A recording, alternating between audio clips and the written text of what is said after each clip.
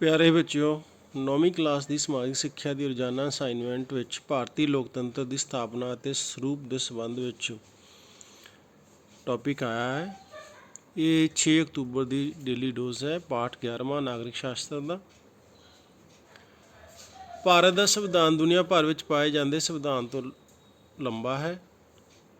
ਮੂਲ ਸੰਵਿਧਾਨ ਵਿੱਚ 395 ਅਨੁਛੇਦ ਅਤੇ 8 ਅਨੁਸੂਚੀਆਂ ਸਨ। ਸੰਵਿਧਾਨ ਦੀ 42ਵੀਂ ਸੋਧ ਪਾਸ ਹੋਣ ਨਾਲ ਸੰਵਿਧਾਨ ਵਿੱਚ ਬਹੁਤ ਸਾਰੇ ਨਵੇਂ ਅਨੁਛੇਦ ਜੋੜੇ ਗਏ ਹਨ। ਇਸ ਸੋਧ ਦੁਆਰਾ 2 ਨਵੇਂ ਭਾਗ 4A 14A ਜੋੜੇ ਗਏ ਹਨ। 9ਵੀਂ ਅਨੁਸੂਚੀ ਪਹਿਲੀ ਸੋਧ ਦੁਆਰਾ 1951 ਵਿੱਚ ਜੋੜੀ ਗਈ। 10ਵੀਂ ਅਨੁਸੂਚੀ ਦਲ ਬਦਲੀ ਰੋਕੂ ਕਾਨੂੰਨ ਪਾਸ ਹੋਣ ਕਾਰਨ 52ਵੀਂ ਸੋਧ ਦੁਆਰਾ 1985 ਵਿੱਚ ਜੋੜੀ ਗਈ। 11ਵੀਂ ਅਨੁਸੂਚੀ ਪੰਚਾਇਤੀ ਰਾਜ ਸੰਸਥਾਵਾਂ ਨਾਲ ਸੰਬੰਧਿਤ ਹੈ ਅਤੇ 12ਵੀਂ ਅਨੁਸੂਚੀ ਸ਼ਹਿਰੀ ਪ੍ਰਬੰਧ ਦੀਆਂ ਸੰਸਥਾਵਾਂ ਨਾਲ ਸੰਬੰਧਿਤ ਹੈ। 11ਵੀਂ ਅਤੇ 12ਵੀਂ ਅਨੁਸੂਚੀ 73ਵੀਂ ਅਤੇ 74ਵੀਂ ਸੋਧ ਦੁਆਰਾ 1992 ਵਿੱਚ ਜੋੜੀਆਂ ਗਈਆਂ ਸਨ। ਸੋ ਇਸ ਤਰ੍ਹਾਂ ਆਪਾਂ ਬੱਚਿਓ ਦੇਖਦੇ ਹਾਂ ਕਿ ਭਾਰਤ ਦਾ ਸੰਵਿਧਾਨ ਜਦੋਂ ਮੂਲ ਰੂਪ ਵਿੱਚ ਬਣਿਆ ਸੀਗਾ ਤਾਂ ਉਹਦੇ ਵਿੱਚ 395 ਅਨੁਛੇਦ ਅਤੇ 8 ਅਨੁਸੂਚੀਆਂ ਸੀ, ਜਿਨ੍ਹਾਂ ਦੀ ਗਿਣਤੀ ਵੱਧਦੀ ਹੋਈ 1992 ਵਿੱਚ 74ਵੀਂ ਸੋਧ ਜਦੋਂ ਹੋ ਗਈ ਤਾਂ 12 ਅਨੁਸੂਚੀਆਂ ਹੋ ਗਈਆਂ।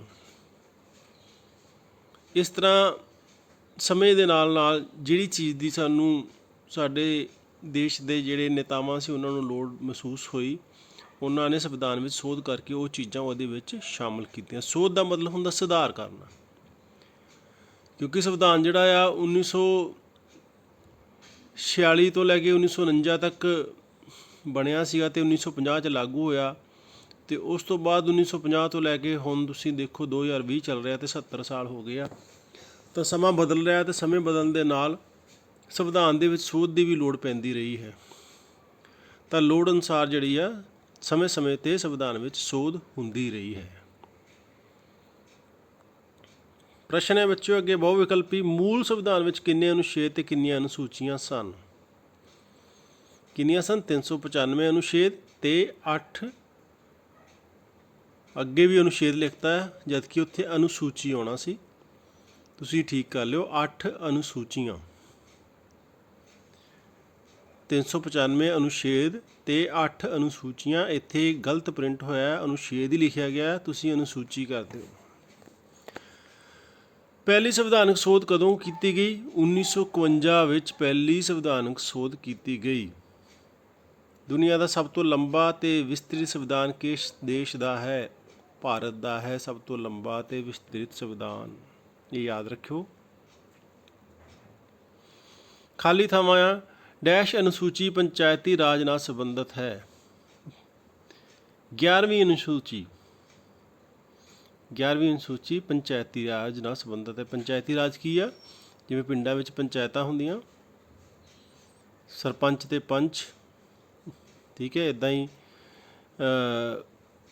ਜਿਹੜਾ ਪੰਚਾਇਤੀ ਰਾਜ ਉਹਦੇ ਵਿੱਚ ਇੱਕ ਪੰਚਾਇਤ ਆਉਂਦੀ ਆ, ਇੱਕ ਜ਼ਿਲ੍ਹਾ ਪਰਿਸ਼ਦ ਆਉਂਦੀ ਆ ਅਤੇ ਇੱਕ ਬਲਾਕ ਸਮਿਤੀ ਆਉਂਦੀ ਹੈ।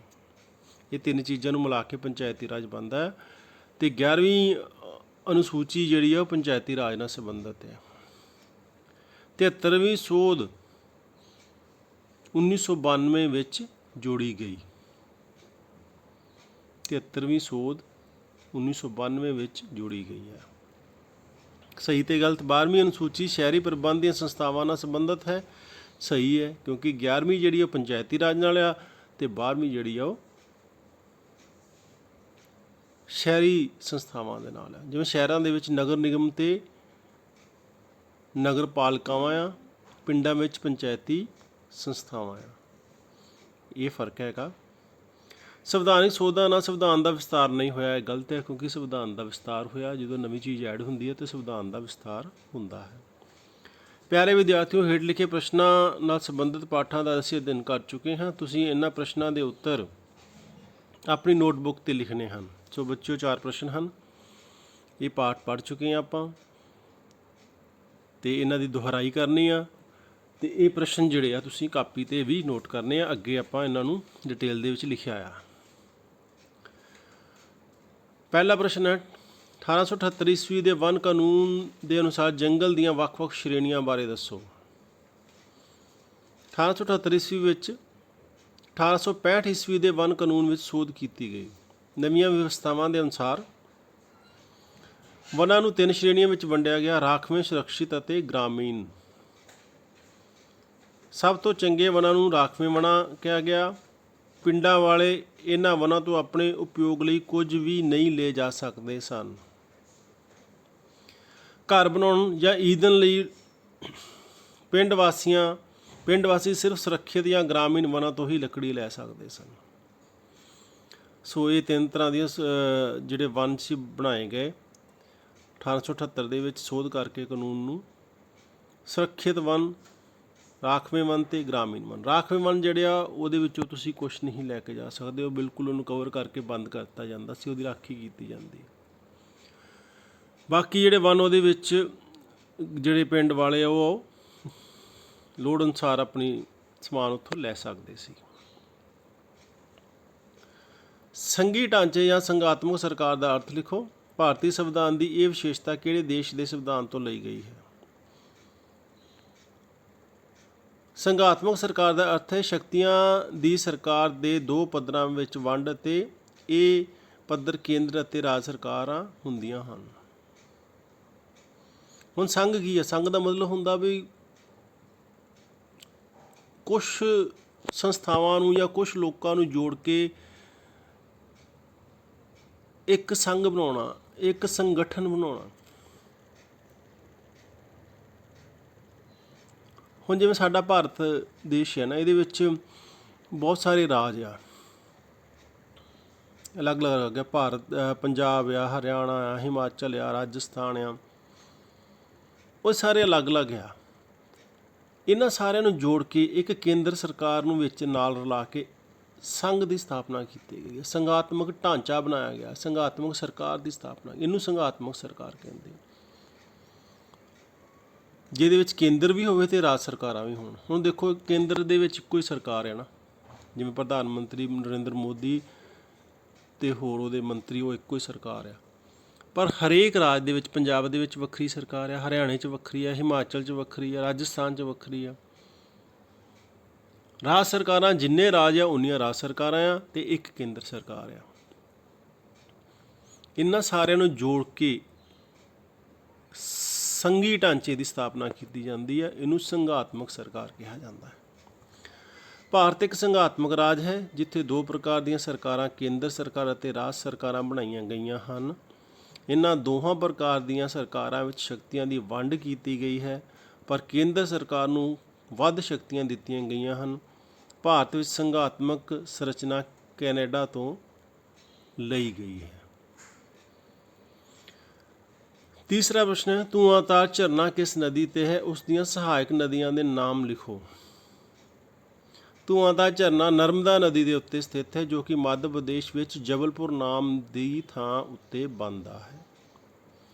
ਨਰਮਦਾ ਨਦੀ ਦੀਆਂ ਪ੍ਰਮੁੱਖ ਸਹਾਇਕ ਨਦੀਆਂ ਹਨ ਸ਼ੱਕਰ, ਭੂਰਨੇਰ, ਰੀਜ਼ਲ, ਦੂਧੀ, ਬਰਨਾ, ਹੀਰਾ ਆਦਿ।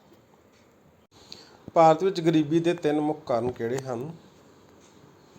ਪਹਿਲਾ, ਜਨਸੰਖਿਆ ਦਾ ਵਧੇਰੇ ਦਬਾਅ। ਭਾਰਤ ਵਿੱਚ ਜਨਸੰਖਿਆ ਵਿੱਚ ਤੇਜ਼ੀ ਸੁਤੰਤਰਤਾ ਪ੍ਰਾਪਤੀ ਤੋਂ ਬਾਅਦ ਜ਼ਿਆਦਾ ਹੋ ਗਈ।